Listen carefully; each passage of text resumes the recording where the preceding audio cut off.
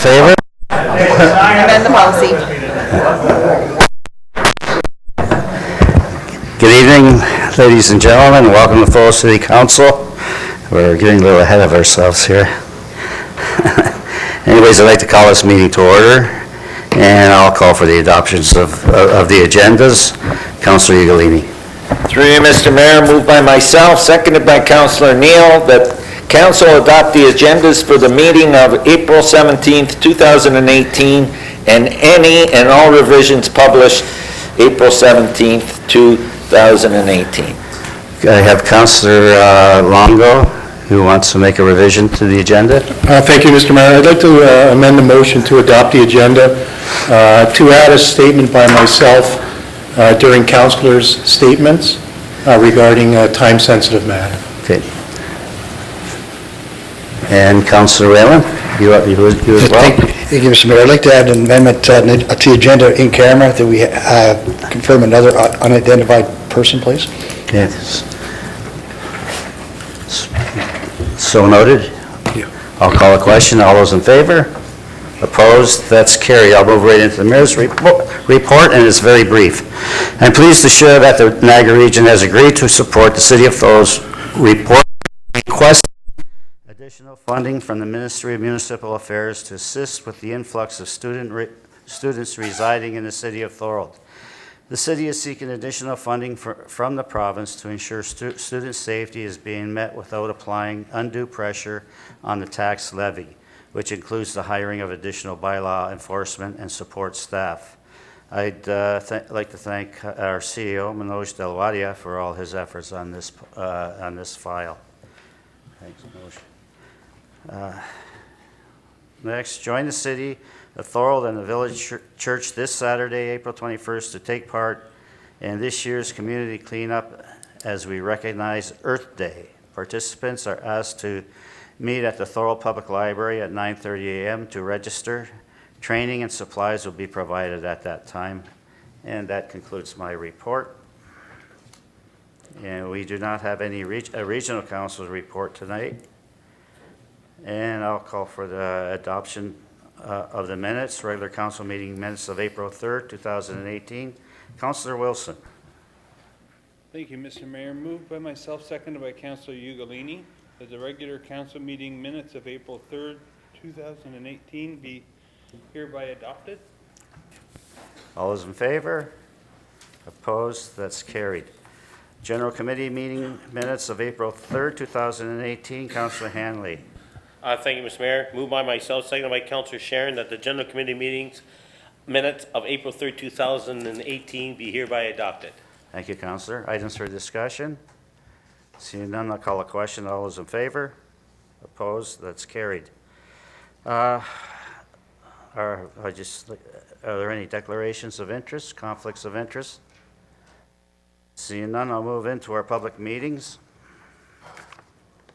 Our first one is a proposed amendment to the City of Thorold's Comprehensive Zoning Bylaw 2140 in brackets 97. 184 Kiefer Road to permit a semi-detached dwelling, D14-01-2018. This public meeting is being held pursuant to the provision of Section 34 of the Planning Act, RSO 1990 CP 13, as amended. The purpose of this proposed zoning bylaw amendment is to rezone the lands from residential first density R1B zone to a site-specific residential second density R2 zone to facilitate the development of a semi-detached dwelling. A sign-in sheet is located at the back if you wish to receive a copy of the forthcoming city staff recommendation report and a copy of the city council decision. At the same table, copies of this evening's city technical report are available for review, which include all comments received to date. And I'll call on Tim Kenny, agent for the applicant, to present the proposed application. Welcome, Mr. Kenny.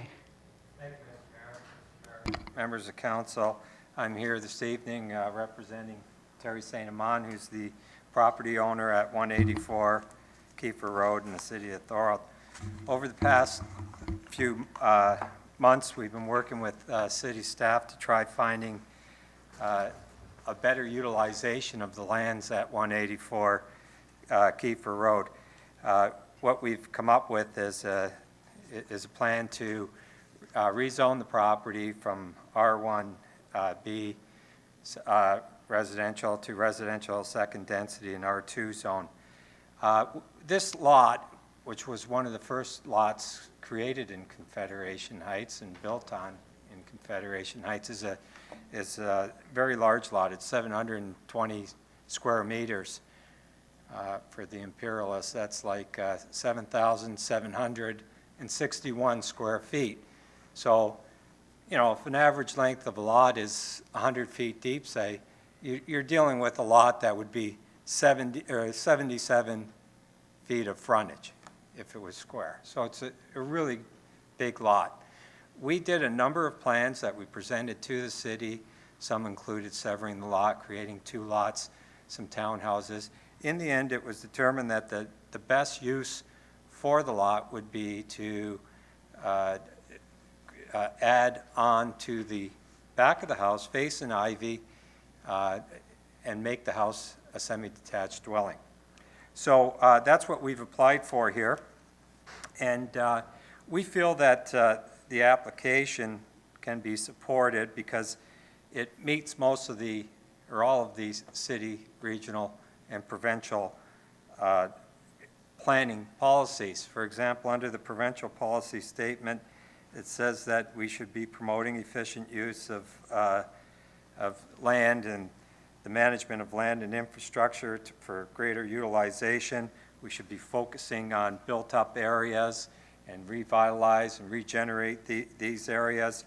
And I think that that's what this here does. It's utilizing the land.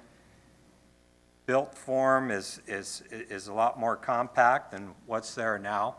There's a subdivision going in behind the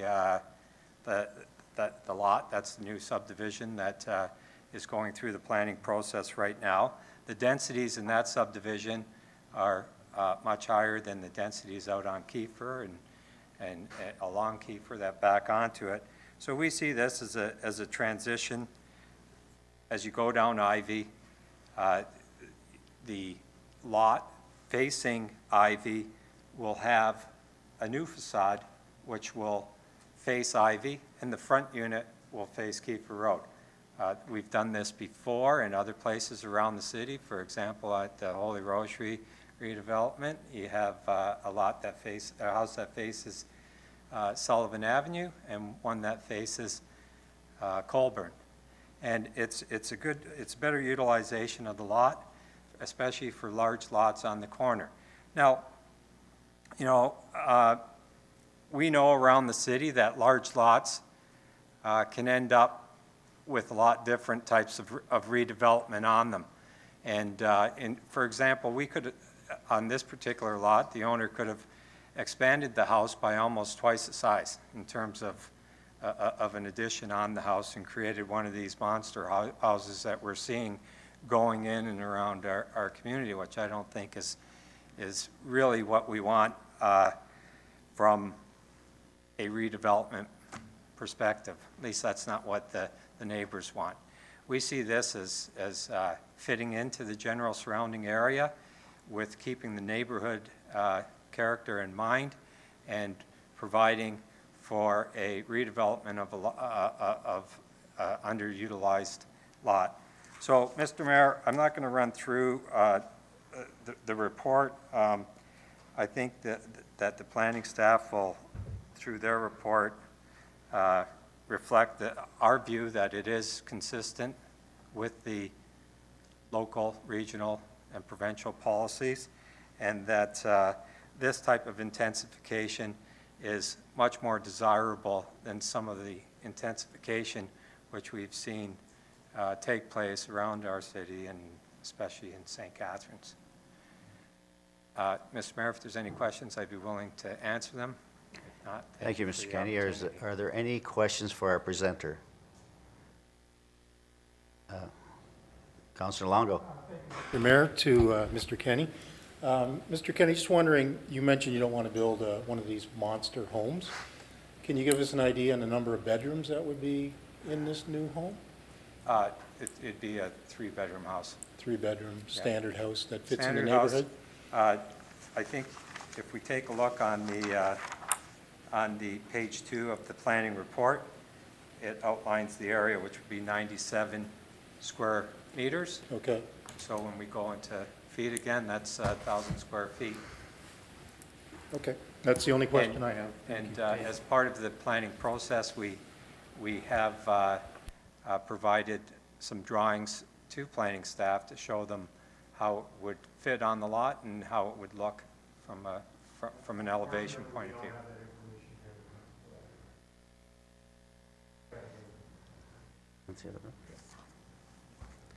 Okay, are there any other questions? Thank you very much. Thank you.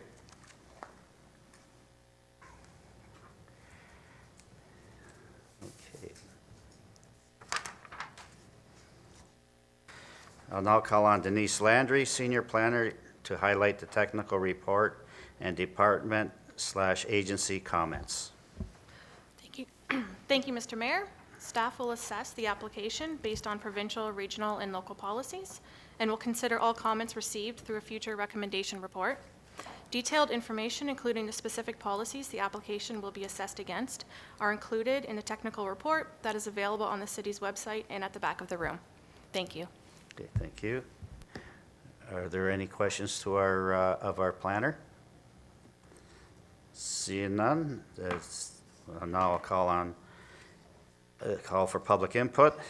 If a person or public body chooses to not provide oral comments at the public meeting or written comments before the proposed zoning bylaw amendment is adopted, the person or public body is not entitled to appeal the decision to the local planning appeal tribunal. Now at this time, is there anyone present who wishes to speak in favor of the application? Please come forward to the podium. In favor or against?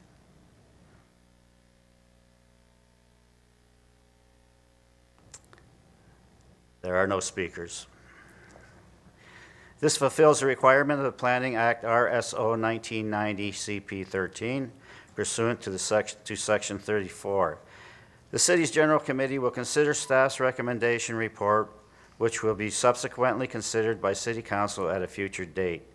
Anyone wishing to receive a copy of the City Council's decision as a result of this application is asked to submit their request in writing to the city clerk. As such, the public meeting portion of this application is now closed. And we have one more public meeting.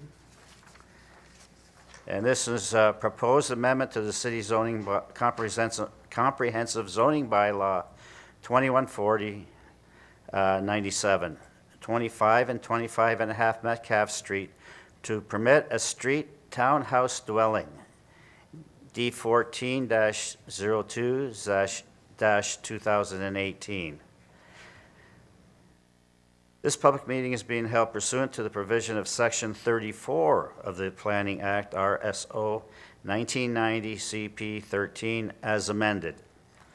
The purpose of the proposed zoning bylaw amendment is to rezone the lands from residential second density R2 zone to a site-specific residential third density R3 zone to facilitate the development of a 4-unit street townhouse dwelling. A sign-in sheet is located at the back. If you wish to receive a copy of the forthcoming city staff recommendation report and a copy of the City Council's decision, at the same table, copies of this evening's city's technical report are available for review, which includes all comments received to date. I'll call for the presentation of the technical report by our senior planner, Denise Landry, to highlight the application and the technical report. Thank you, Mr. Mayor. Staff will assess the application based on provincial, regional, and local policies and will consider all comments received through a future recommendation report. Detailed information, including the specific policies the application will be assessed against, are included in the technical report that is available on the city's website and at the back of the room. This concludes my presentation. Thank you, Ms. Landry. Are there any questions for our planner? Seeing none, I'll move on to the public participation.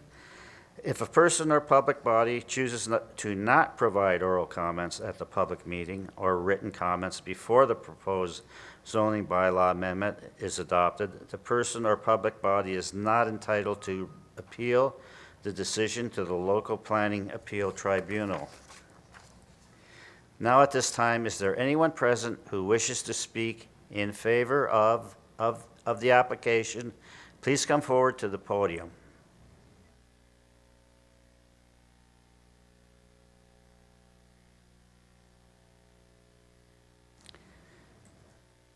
Okay, I'll move into my closing remarks. No. Is there anyone present who wishes to speak in opposition of the application? Please come forward to the podium.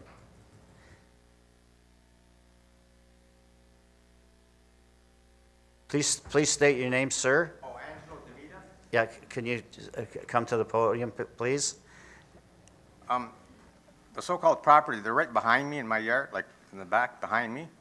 And they have a flooding problem, and I'm just wondering if they do build this townhouse, or their 4-unit, whatever, if it's going to affect my property worse for proper drainage. They don't have proper drainage. There's nothing but flooded water back there, and when it rains heavy or... Can I get your address also? I'm 51 Queen Street South. 51 Queen Street South. So their property is right behind me. Okay. And every time we get a heavy rainfall or a quick thaw, the ground can't absorb all that water, and because I'm the lowest, it comes into my property and it just floods me out. So I have to put a pump there to pump it out. So what I want to know is if they're going to have some kind of drainage system there to stop this water from coming onto my property. We'll take that comment into consideration, and we certainly will get back to you. Okay, thank you very much. Thank you.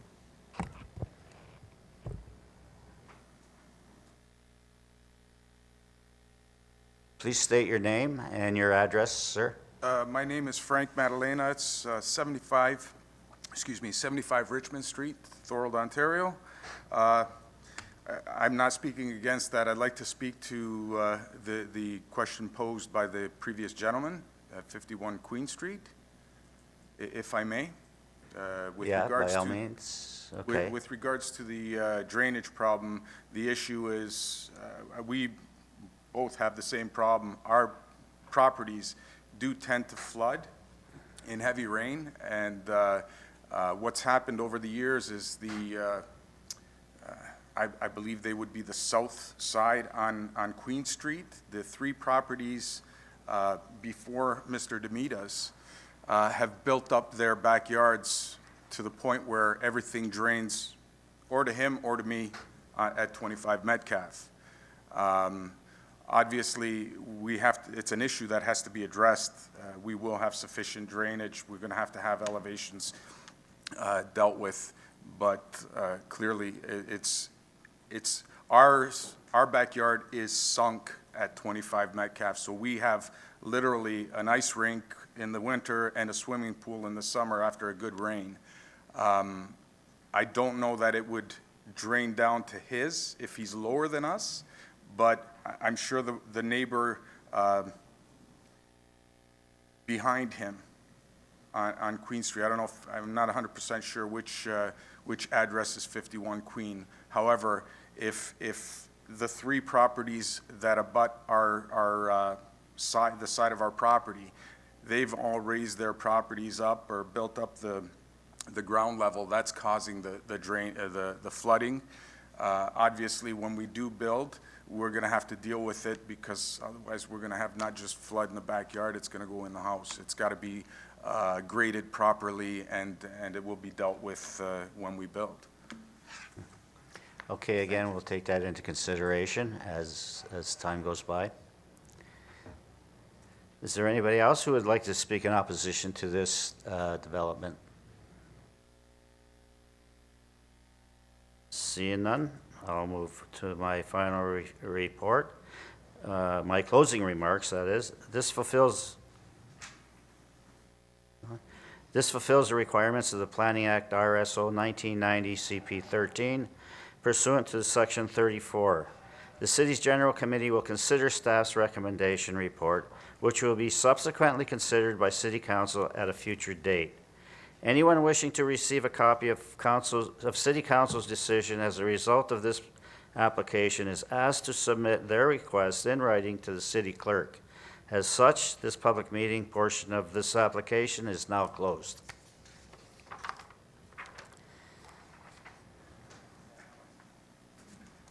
And we're back to our regular agenda. Under civic recognition, Councillor Whalen. Thank you, Mr. Mayor. Just wanted to let council know and the public know that sometimes some bad things, some good things come out of it. I had a chance to talk to Cindy Forster, our MPP's office today. Since September of 2016, she's been fighting for the residents at 61 Ormond Street with respect to the hydro surge they had when they connected the older building to the new one, which affected 39 residents at the time. So one of the residents was trying to get $1,100 back from the hydro for restitution for his appliances that were zapped by his hydro. So she brought it up in the legislature yesterday with his one tenant, trying to get his $1,100 back. She received notice from hydro today that all 39 will be getting their reimbursement up to $12,000 back. So it's nice to see that our NPP is going to work. Can I ask that the city send her a letter of thanks? Yep, we'll do that. Thank you. That over.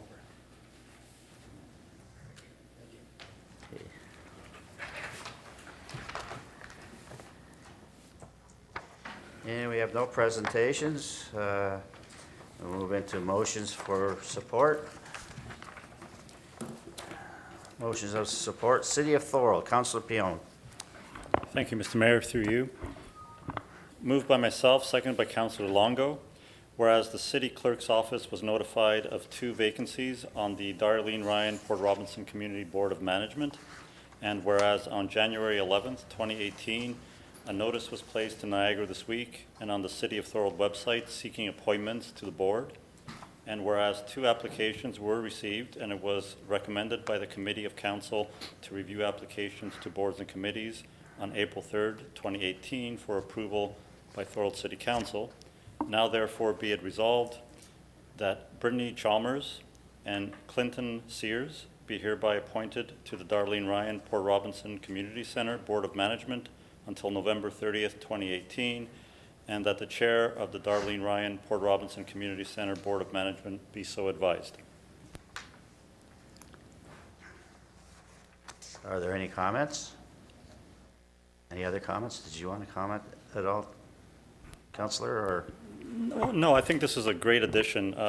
There's been a lot of restructuring there, and I think it's towards a greatly improved board. They've taken on doing quite a bit and are doing very well with it, and I think these 2 names will be a very good addition to the board. Okay, thank you. I'll call the question. All those in favor? Opposed? That's carried.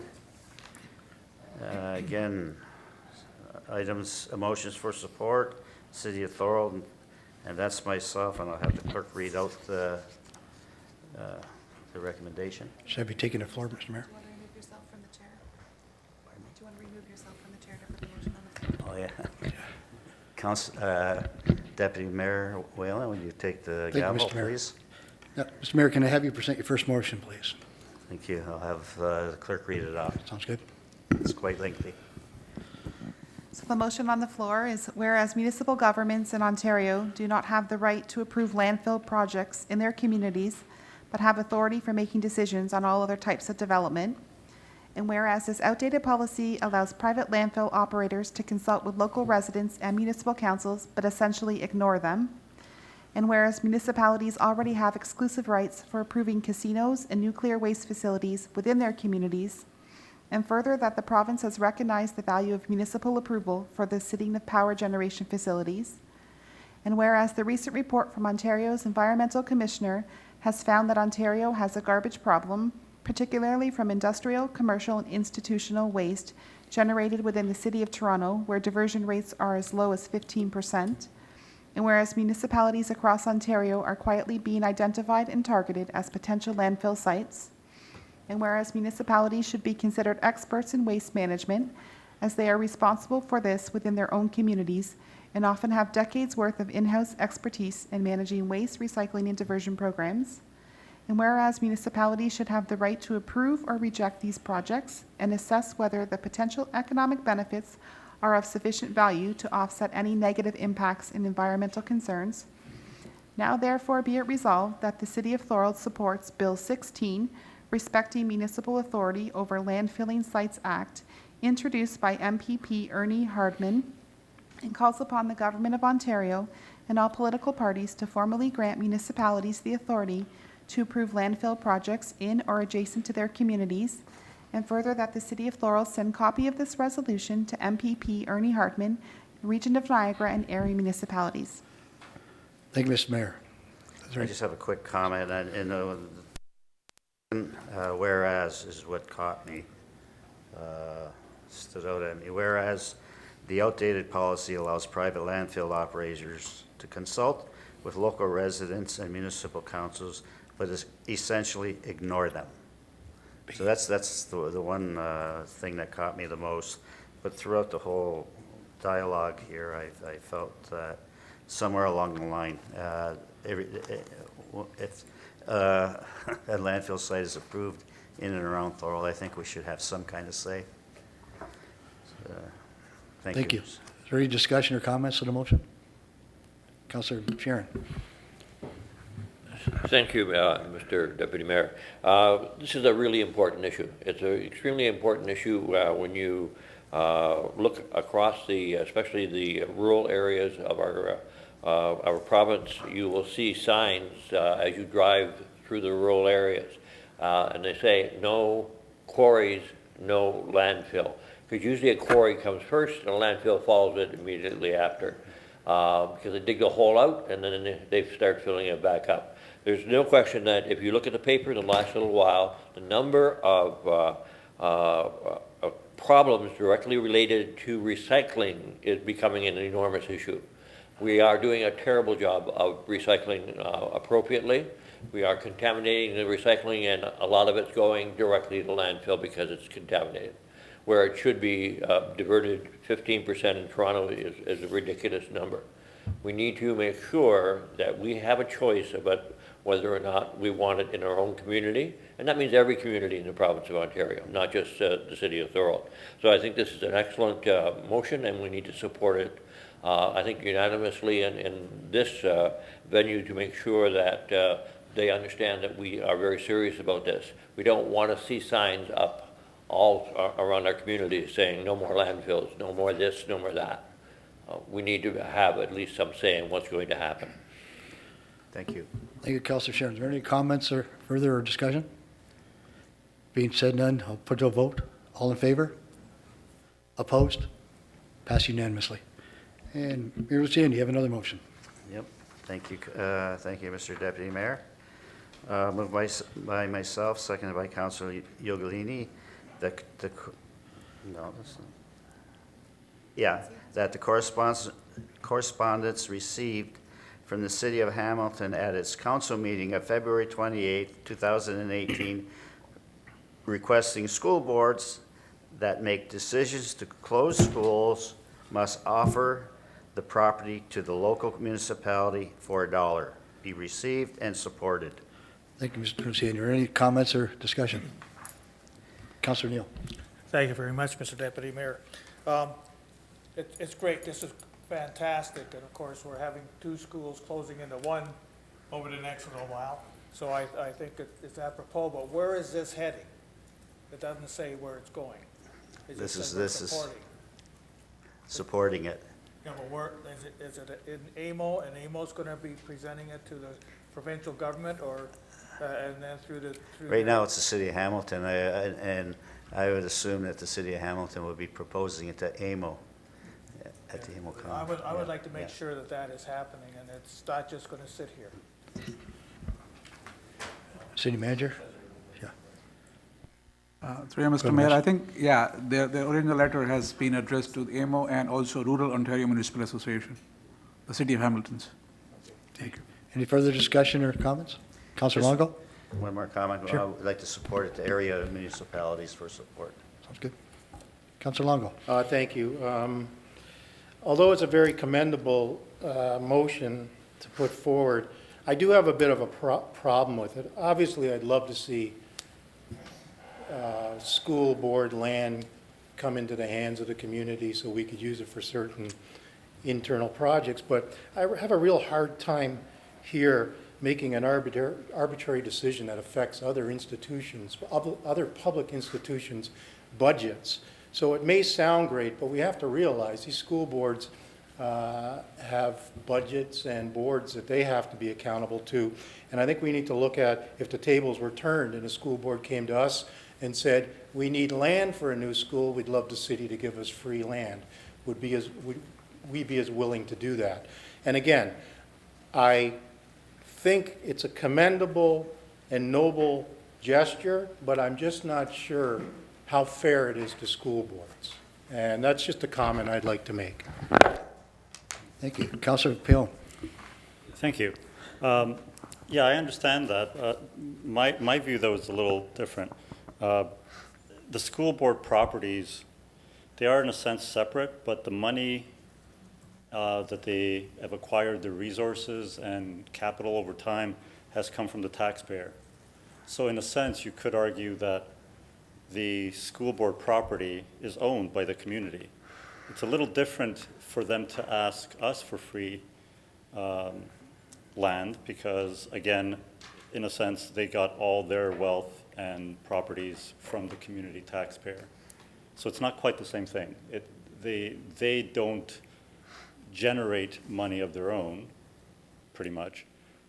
They get all their money from the taxpayer, and this is a way of assuring that should they divest in the community, then the money that the community invested in that school board stays within the community. And that's the way I look at it. Thank you, Councilor Pion. Councilor Sharon? Thank you. I agree that there is an issue about this $1 and it should go. But the reality is there are needs within this community that the City Council and only City Council has the ability to deal with. There's also the reality that the provincial government puts into the assistance you get to combined schools, as we have in this community, they hand them a large amount of money to do that. That large amount of money, I'm sure, takes into consideration the fact that they're giving land away. Because they would have gotten money for the land, and now they're getting X number of dollars. In this particular case, it's $5 million to build an addition to a school. I believe that in that money is the amount of money they need to be able to do it and not worry about the piece of property that they're giving up.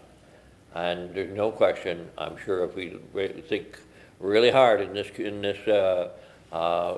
chamber, we'll find that maybe there's some good use we could have for that property within this community. And what we don't need is a big cash outlay immediately in order to get that property and make it available. We need to be able to get it at a very small amount, like $1, and then work with our money to provide services within our community. And I think that's exactly what we can do under the current situation here. There is only one taxpayer, and it comes in different ways, but it does come in different ways. And I think the school board is benefiting by, through the federal government, or I'm sorry, provincial government for what they're about to do, and so should the people in the city of Thorold benefit in a similar way. Thank you, Councilor Sharon. Any further discussion? That being said, so I'll put to the vote. All in favor? Opposed? So passed. Okay, we'll move to statements by councilor. I have Councilor Sharon, Councilor Hanley, and Councilor Ugolini in that order.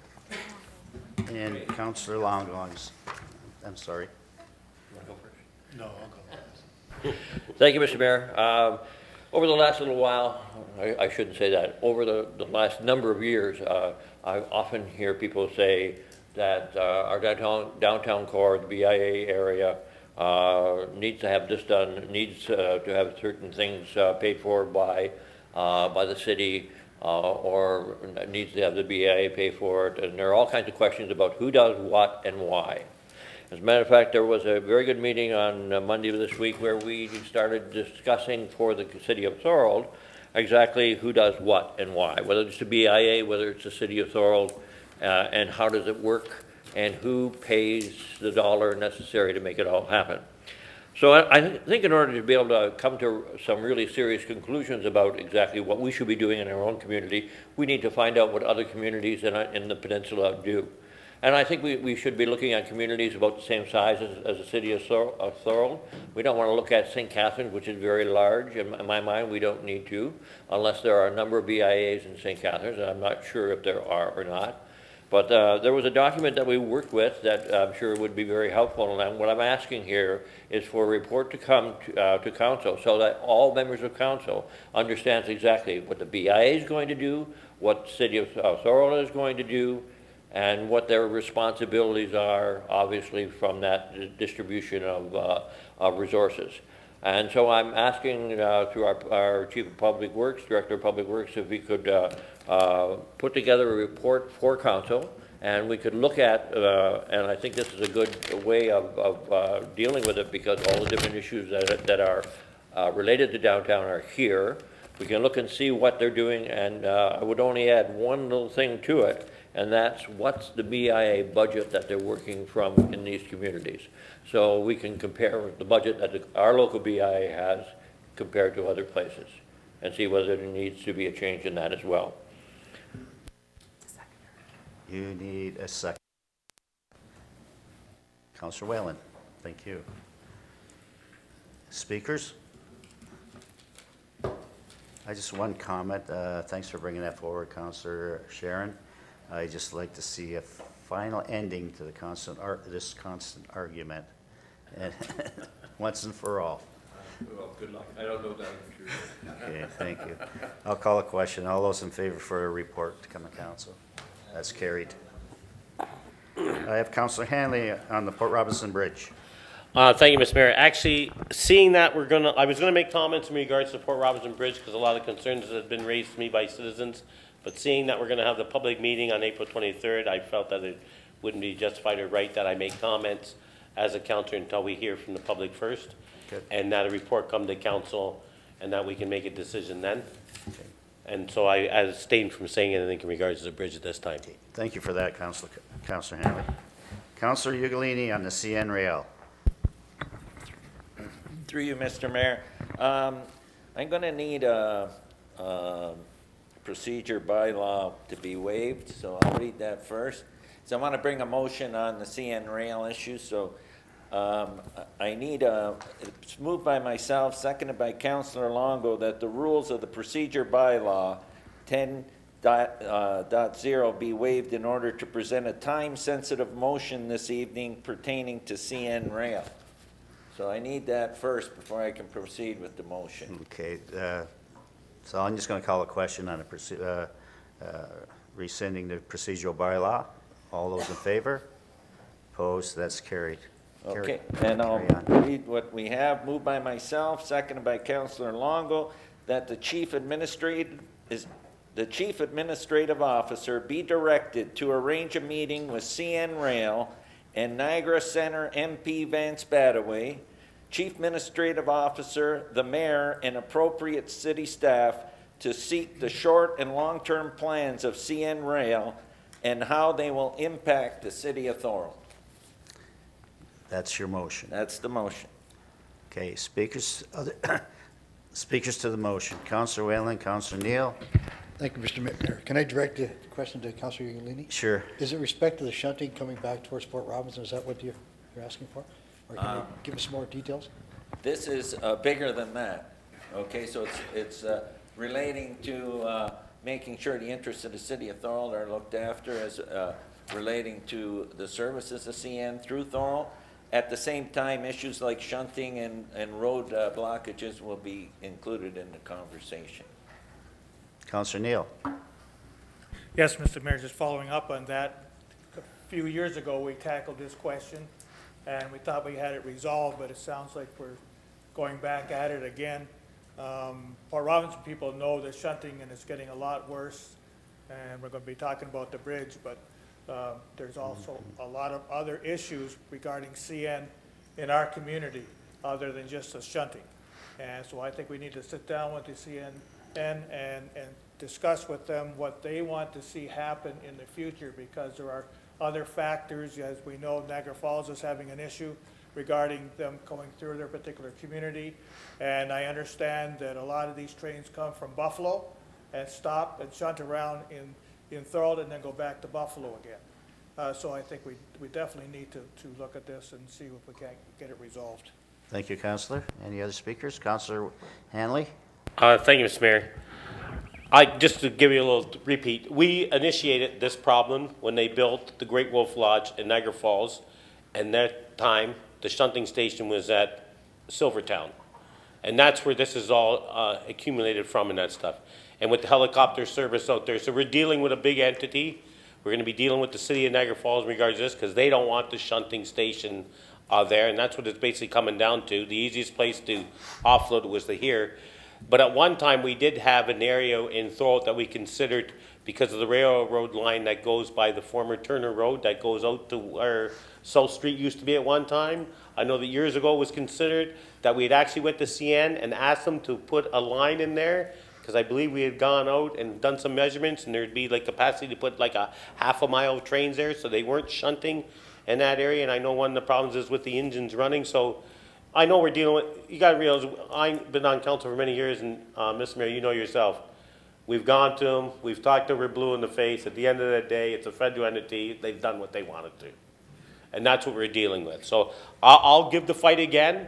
We fought this for a long time, but it's going to be no easy task in that stuff to accomplish what we're trying to accomplish, because we're dealing with a big tourist entity and a commercial entity as the city of Niagara Falls, and that's what they've done. They've taken the shunting from Niagara Falls and they put it onto the backs of Thorold to get it out of the tourist area of the city of Niagara Falls.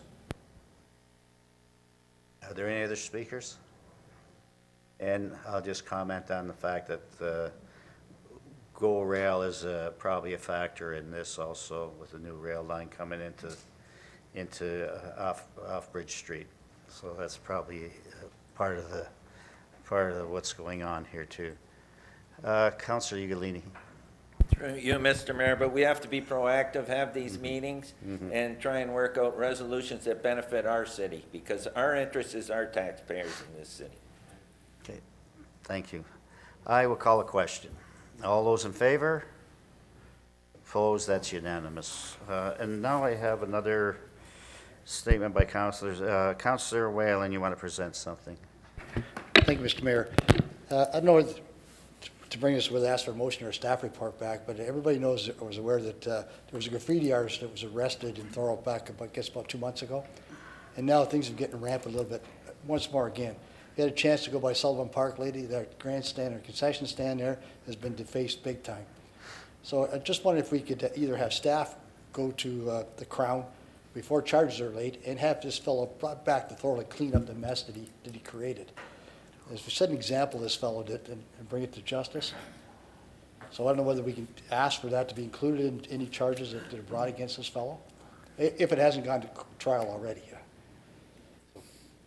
Okay, can you tell me again what he's doing? Okay, he was charged with defacing our property here in Thorold. Okay. So about 2 months ago, he was arrested. I don't know whether it's gone to court yet. I don't believe so. I haven't seen anything in the papers. If we could have inclusivity, he comes back here and make restitution to us to the defacing he's made. And if we set an example on it. Yeah, it's a police issue. Yes, I just wonder if we could approach the police and have them enforce it. See if the possibility of getting that along with it. Yeah. And then also, I don't know whether we could ask Canada Post also to clean up their mailboxes. If we go around town, some of them are disgusting, and some of the language written on them is pretty sad. So hopefully they can do something with that at the same time. Just if we could put the curbs on this graffiti problem all the way around, it'd be great. I'll have Public Works take a look at it. Okay. And especially the grandstand, if we can get that fixed up, or the concession stand at Sullivan Park. Okay. There's a big graffiti that looks pretty sad over there. And if we do something other than just a patch job also, it'd be kind of hard to match the paint identically. So if we can do something to get rid of it. And then again, of course, we've got the murals. They're pretty sad looking on the parkway too. So if we curb it all together now, spring's coming, I'm sure these spray cans will be even more Okay, prevalent out we there. don't need a motion for that. I'll leave it in Mr. Stojanovich's hands, and he'll come back later Great, on thank with the you. report.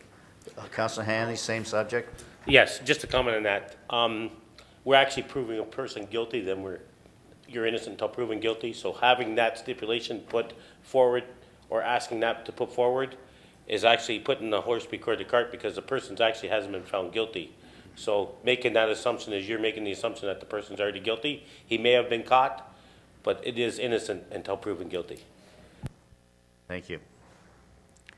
Councilor Whalen again? Thank you, sir. I appreciate that. I was saying if we could approach the police, if he's found guilty, there's some of the repercussions to be to come back and help clean up our mess that he created. Okay. That's it for statements by councilors? Oh, Councilor Longo, I'm sorry. Thank you, Mr. Mayor. I'd just like to bring up a subject regarding Thorold Municipal Nonprofit Housing. Been getting a lot of calls over the last month, and I'm sure you have. There's a lot of rumors going around town, a lot of conflicting answers I'm getting from different people. A lot of residents concerned because this is affecting people very closely, people who live in nonprofit housing units. And they're waiting to have answers. So what I would like to do is, if I could request that the mayor's office contacts the board or the chair of the board of Thorold Municipal Nonprofit Housing, and if they could come to our next council meeting to give a presentation on things that are happening with municipal nonprofit housing, whether it's this rumored sale of properties, whether it's rumored building of new properties. Just give us an update. Let us know what's going on, and let council ask a few questions, because this needs to be clarified one way or the other, and it's very disturbing to a lot of people, because this is people's shelter that we're affecting. And the rumors of selling these properties is something that shouldn't be taken lightly, and we need to have some answers. So I request that you invite them to our next council meeting so we can ask those questions. Okay, I'll call a question on that motion then. Okay, Councilor Whalen? Thank you, Mr. Mayor. To go along with that, Mr. Mayor, can I ask that our regional counselor come at the same time? He sits on the Niagara Regional Housing Board, so he'd be more in tune to what's happening. So if we could have him come and speak at the same time, we'd appreciate it. You want our councilors to speak also? No, our the regional counselor who sits on the NRH, I believe he's the chair of the NRH. We'll do that. That'd be great, thank you. I think he'd be pleased to come Thank you. speak on it. Are you okay for that friendly amendment? Absolutely. Okay. Conversation we can have with that. Okay.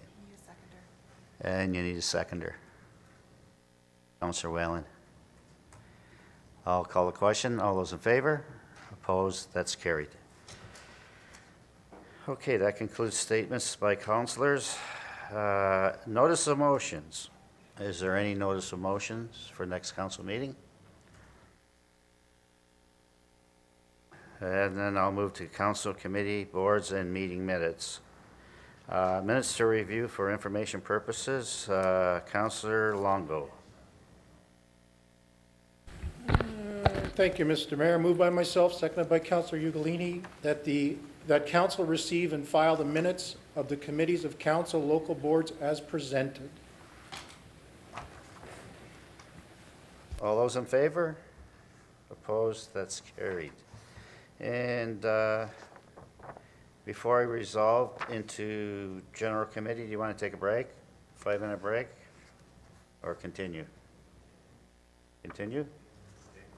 Okay, thank you. I'd like to call this general committee meeting to order, and are there any conflicts of interest? Seeing none, I'll continue. We're into delegations. Mr. Daniel Romanko, Better Neighborhoods Development Consultants, Planning and Development Services Report, PDS 2018-08.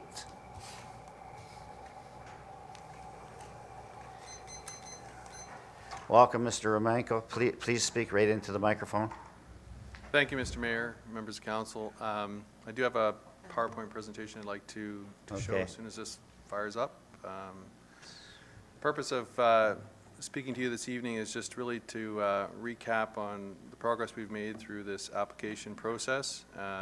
When we last had our public meeting, it was August of last year, having made application back, I think, in May or June of last year. So sometime's passed since. Anyways, I will be brief, but I did like to take you through some of the progress we've made. You may be familiar with the site, no doubt, and just to refresh, the proposed amendment is to change the use to permit residential to the otherwise commercial uses on the property.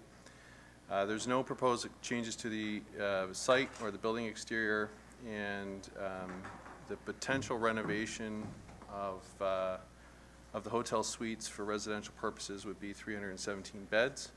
And the purpose of the application was really just to get ahead of your comprehensive zoning bylaw, which was forthcoming at the time we made the application. And we acknowledge that the comprehensive bylaw would permit this use in conformance with the Brock business plan, but there was an impetus at the time. So this is just sort of a breakdown of the number of units. We were essentially envisioning 2 phases. First phase would be 277 beds, and then the second phase, potentially 40, equaling 317. So we've done a number of studies in support of our application: noise study, traffic brief, servicing study, market study, environmental site assessment, phase 1. We're currently moving through the process of the phase 2 with the intention of getting a record of site condition. Staff have recommended putting a holding provision on the property until such time as we have that record of site condition available, and we are agreeable to that. The other issue that we were working through with staff was the determination of a solution to provide a safe pedestrian access across the property. As you can appreciate, when the site was developed, there wasn't a lot of thought given to pedestrian movements, and so we had to sort of really think through what the determination would be in terms of providing a future opportunity for students. This didn't transpose very well, but anyway. So we have come to some determination with staff with regard to how that would be dealt with, and a development agreement would be determined for that. Sorry? Oh, I'm sorry. So the holding provision would also look after the development agreement for that. So in summary, we didn't have any parking or servicing issues associated with the redevelopment. The building is ideally located and well suited for conversion. The redevelopment is appropriate for the mixed-use area, and it supports the policy objectives of the secondary plan, and purpose-built student housing in this location would take pressure off other residential neighborhoods. I'm happy to answer any questions of council. Again, are there any questions for our presenter? Seeing none, thank you, Mr. Redebanko. Thank you. Romanko, sorry.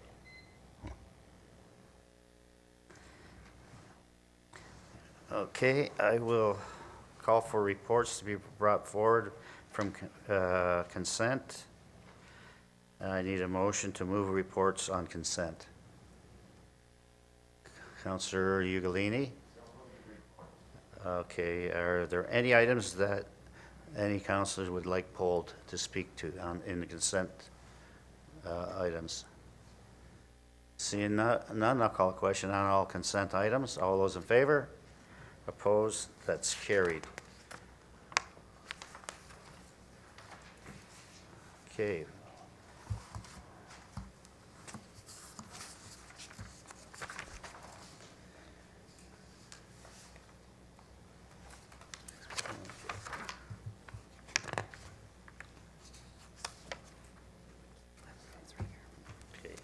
We're into discussion reports.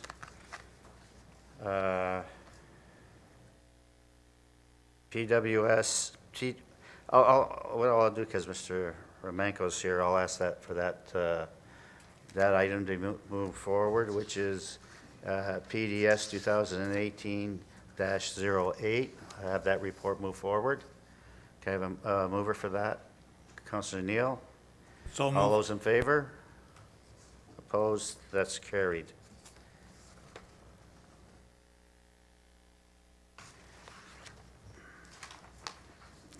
Okay, I'll ask for staff's to, okay, PDS 2018-08 recommendation report regarding a zoning bylaw amendment for 3530 Schmon Parkway, ZBA 02-2017.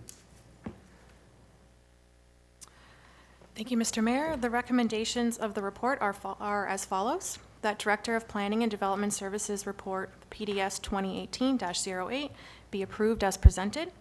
That General Committee direct planning staff to prepare the zoning bylaw amendment to rezone the lands from Prestige Office, PO-1 zone, to a site-specific Prestige Office, PO zone, as proposed in Table 1. That the zoning bylaw amendment be approved by Council. That the necessary bylaws be presented to Council at a future meeting. This concludes the recommendations. Thank you, Ms. Landry. Can I get a mover for the report? Councilor Wilson? Speakers to the report. Councilor Neal? Yes, Mr. Mayor. First item is parking, and I heard him say that there's no problem with parking. Well, I don't know about you, but when I look out there, I see the parking lot full. And as a matter of fact, there's a big transport truck sitting in our part of the parking that's out there. And now we're going to put parking at the site, I don't know, I think it's at the side of the building out there, to increase the amount of parking so that they can approve, so we can approve the parking on site. Whereas I think maybe that piece of land that is sitting there that they want to use for parking, maybe we can use it for somebody else putting another building there. So the parking situation is not good as far as I'm concerned with that. Councilor, I believe, sorry to interrupt you, go ahead. You were speaking, I thought you're done speaking. I was going to basically, okay, basically, there's a formula for, the certain number of students, they need X amount of parking. Maybe Ms. Landry, you can explain that to us?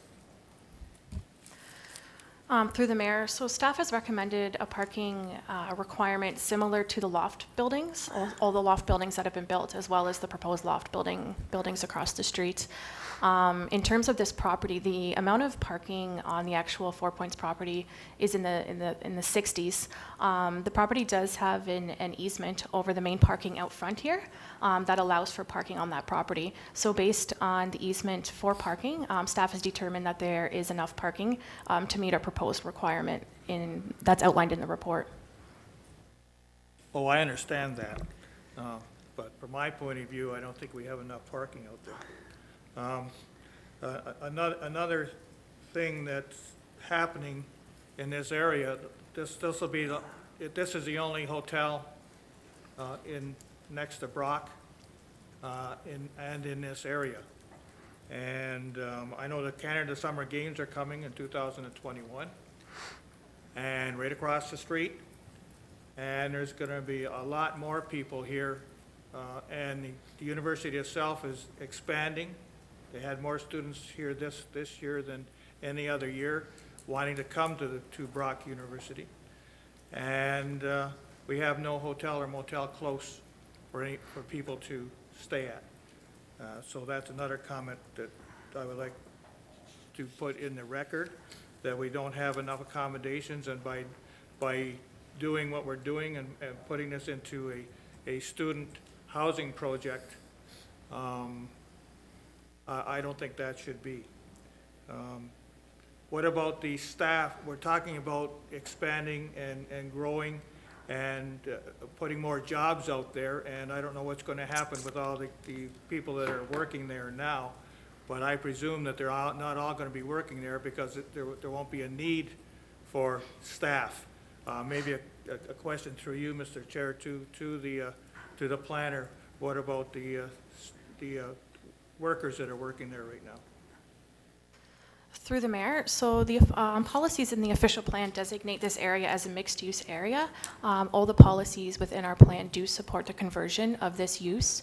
to student residences, which is considered a residential use with commercial on the main floor. So everything in our official plan, in our secondary plan within the area, speaks to supporting this type of use. A lot of the parcels in this area are actually designated mixed use, and then to the south are where the employment lands are. Thank you. Councillor Ugolini? Through you, Mr. Mayor.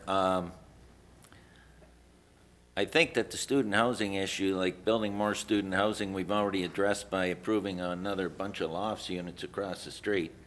I think that this is the only full-service hotel within the city limits. I think it's strategically located.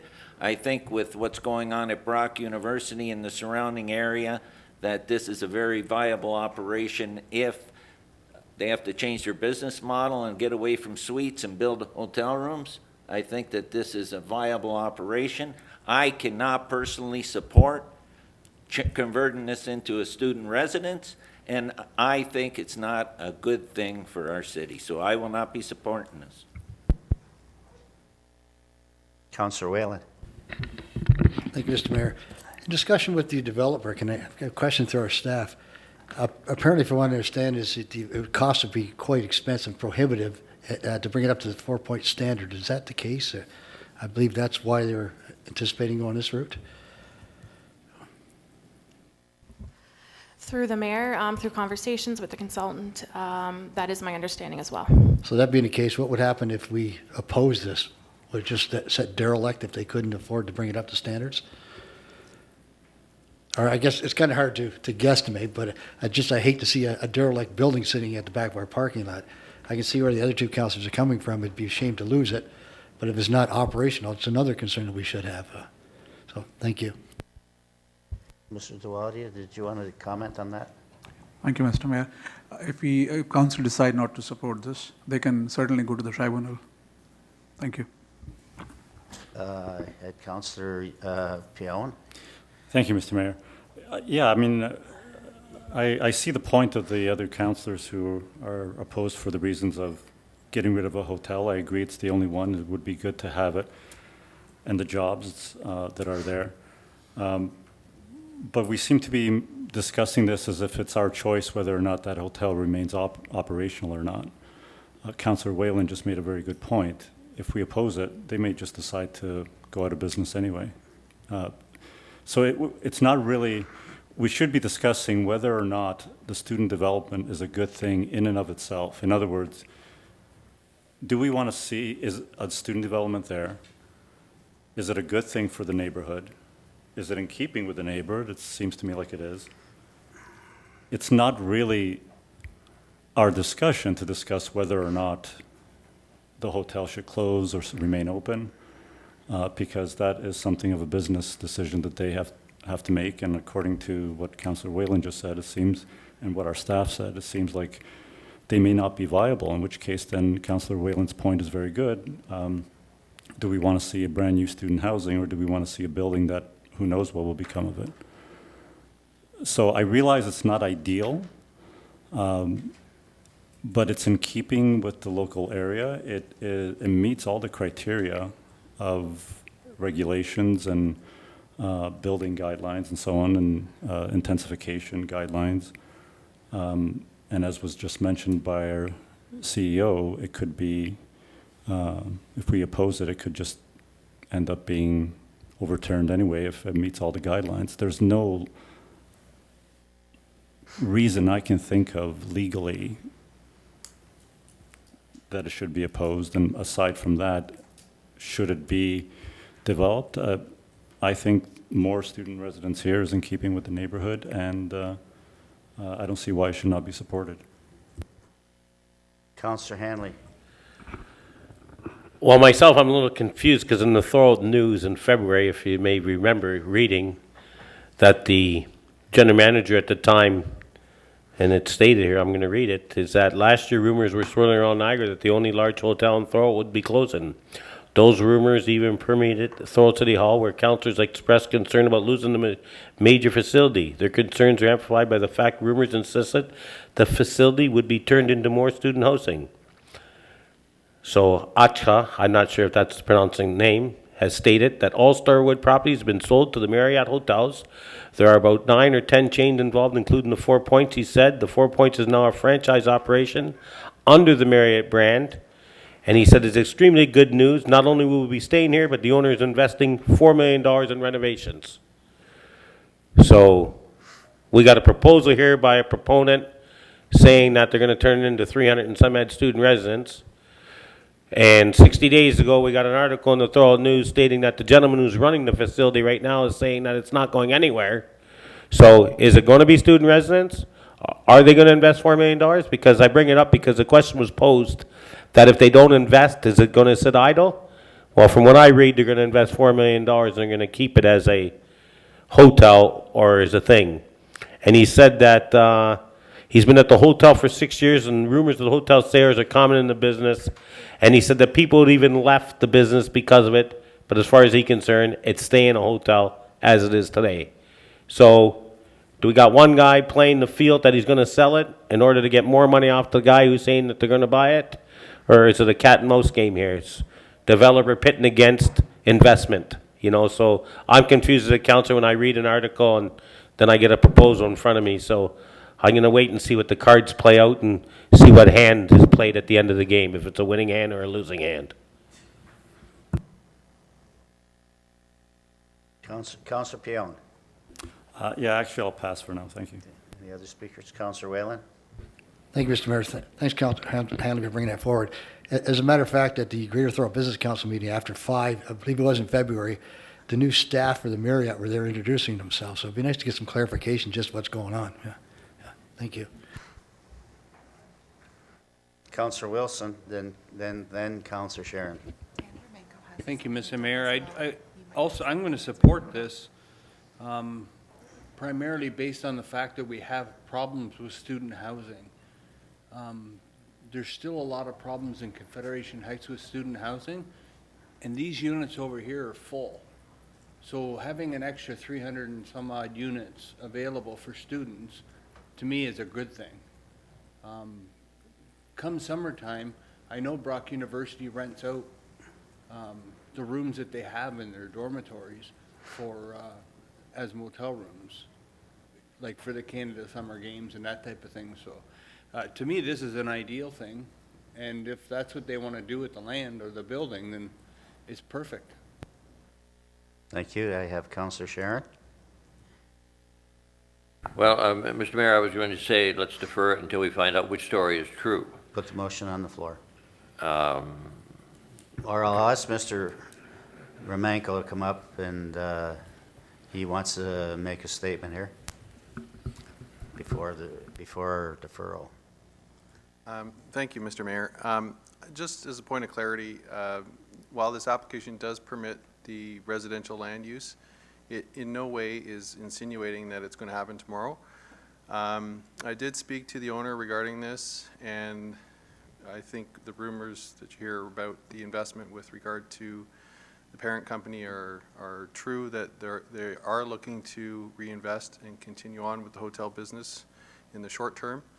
We started this process under a different mindset at the time, and because we had begun, as I said, it was almost a year ago, we were just seeing it through in advance of the zoning bylaw that is coming forward through the own city's initiatives. So I think it's, you know, while this is a possibility down the road, there's no expected timeline with regard to how soon this is going to happen. Or he wants to do this, get the zoning in place to make the property more sellable. Anyways, I'm going to ask Councillor Sharon to continue with your deferral motion. Yes, Mr. Mayor, I think I would like to defer the motion that's on the floor until we get a little more clarity about exactly what the purpose of this particular building is going to be. No debating a deferral motion. I'll call a question. All those in favor? Opposed? That's carried. Okay.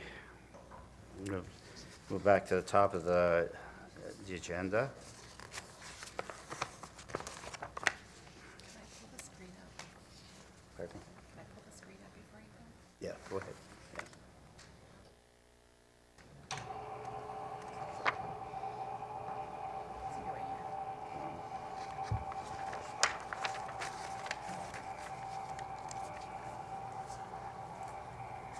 you make these way bigger?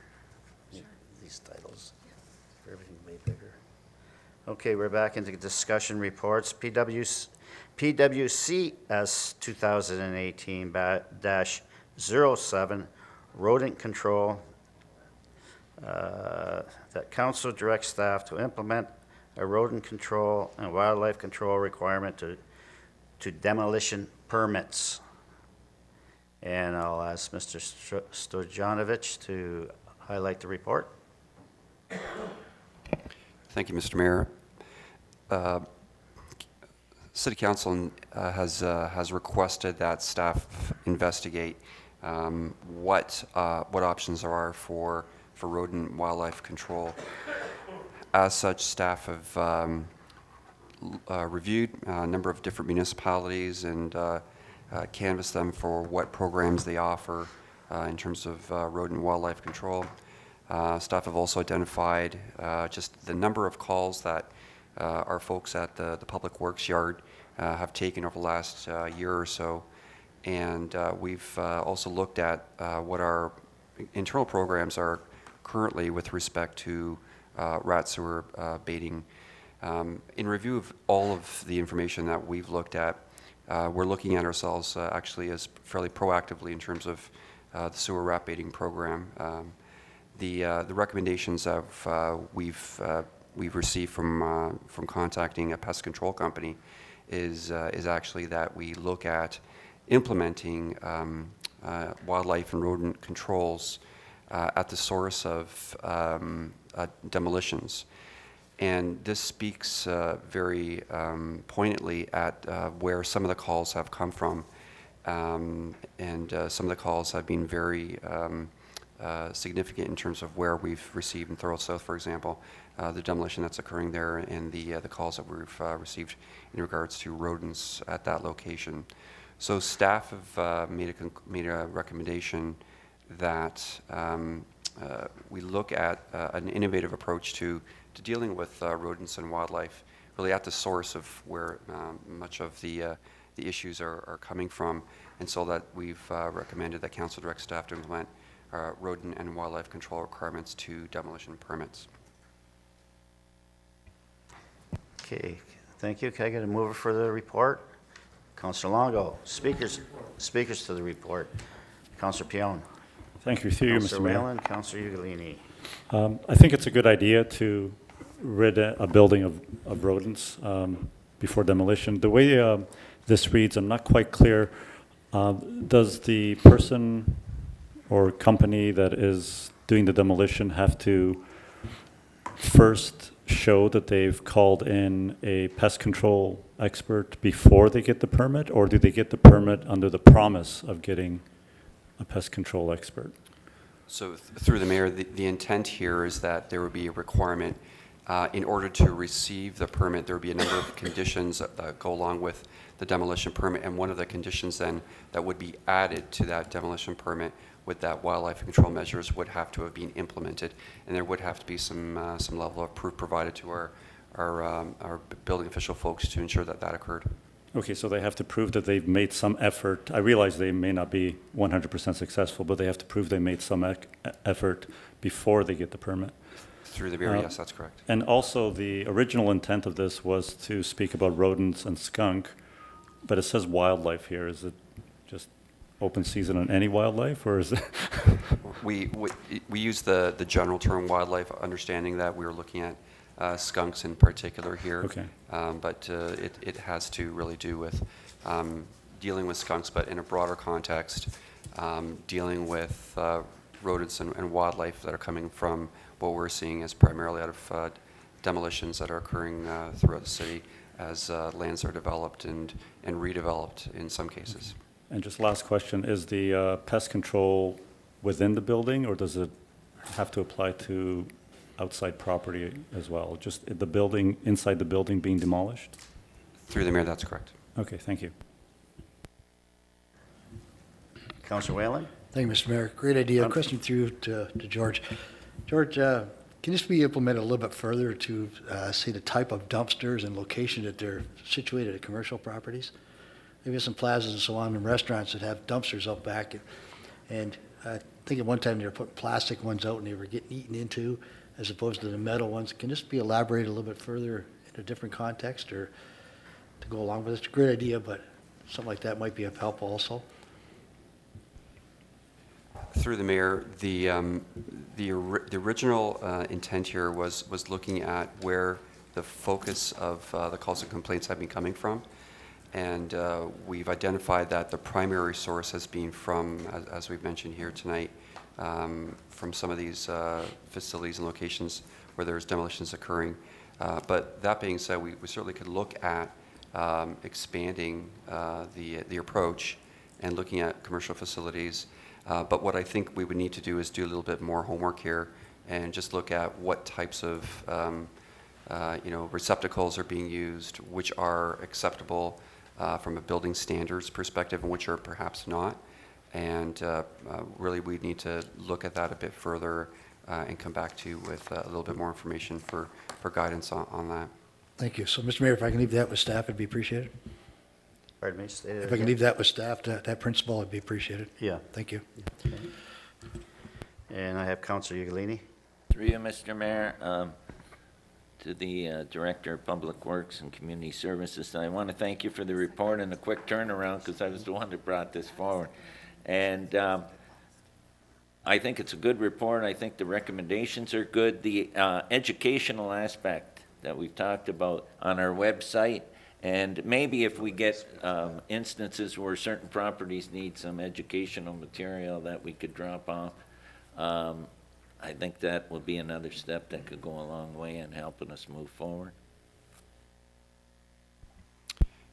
Thank you. Through the mayor, the report does also indicate that there is some communication components to this, and this includes adding some information to the actual city's website in regards to rodent and wildlife control, some links to the region's website, which really handles this as well, and we most certainly could reach out to those folks where we feel the need is there and make sure that education happens on site. Are there any other speakers? Okay, I just somewhat concerned that we don't have a bylaw. Can maybe you speak to that in the report also?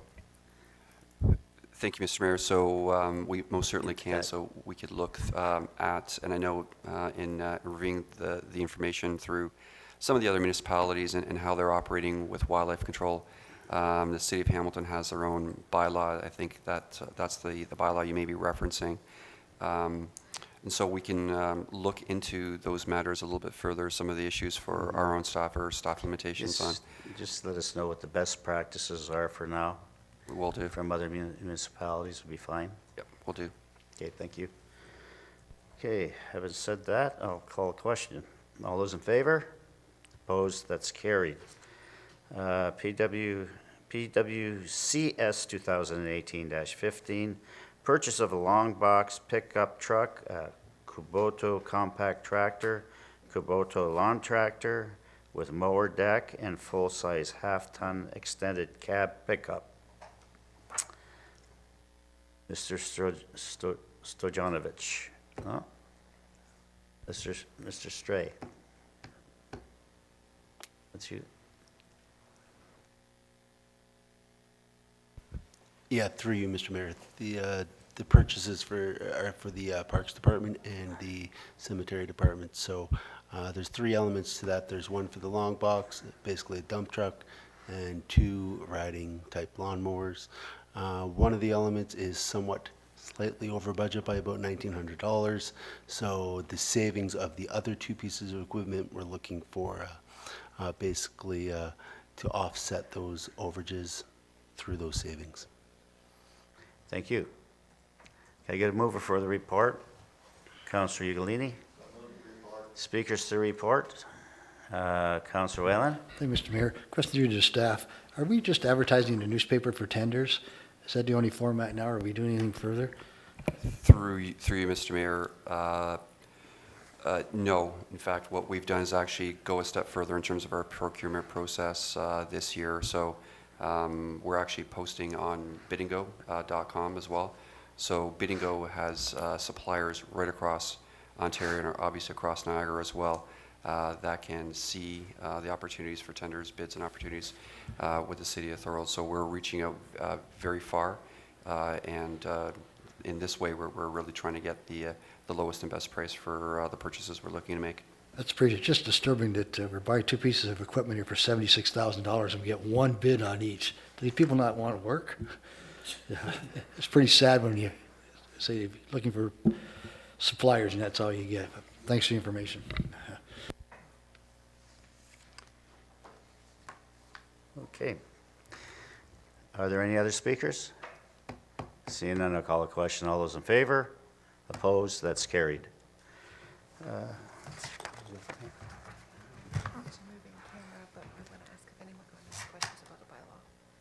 Which bylaw? Any of the bylaws included in the pack. Okay, are there any questions with regards to any of the bylaws included in the package before we go in camera? Councilor Longo. Mr. Mayor, I just have one question regarding bylaw number 44-2018. It's our comprehensive sign bylaw, and I just want to understand why that's in there, and if any changes have been made to that. So through you, Mr. Mayor, bylaw number 44 is our general overall sign bylaw. It's before you tonight because we removed the election sign bylaw, which is bylaw 43, which is also here, from our overall sign bylaw. So we needed to bring both back. So we removed election signs only from our sign bylaw.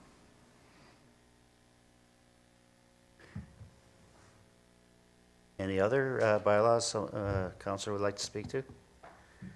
So, seeing none. Pardon? I need a motion to go in camera. Councilor Hanley? All in favor? Opposed? That's carried.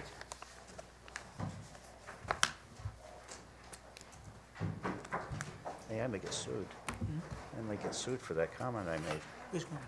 I asked the question, is you want to get this planning in place so that it can